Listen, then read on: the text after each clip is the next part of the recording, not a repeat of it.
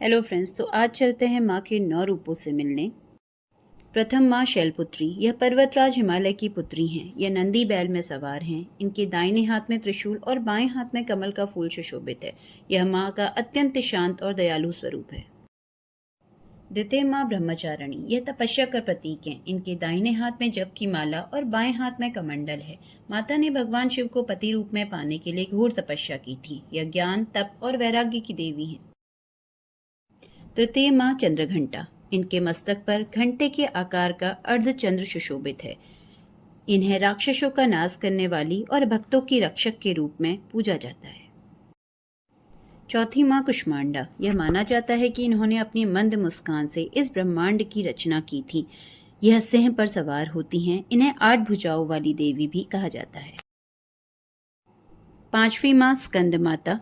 यह भगवान कार्तिकेय यानी स्कंद की माता हैं, इसलिए इन्हें स्कंद माता कहा जाता है। इनकी गोद में बाल रूप में स्कंद बैठे रहते हैं। इनके एक हाथ में कमल का फूल होता है।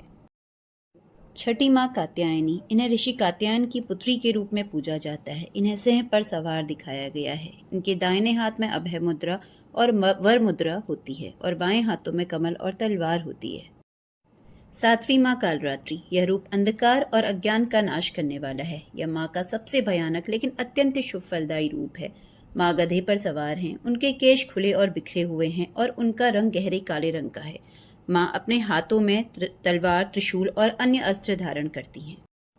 आठवीं माँ महागौरी। महागौरी का अर्थ है अत्यंत श्वेत। वह अपने पिछले रूप कालरात्रि के विपरीत हैं और शांति तथा पवित्रता का प्रतीक हैं। वह ऋषभ यानी बैल पर सवार हैं। उनके एक हाथ में त्रिशूल और दूसरे में डमरू है।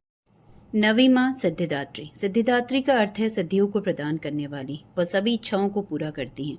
वह कमल पर विराजमान है। यह माँ का अंतिम रूप है।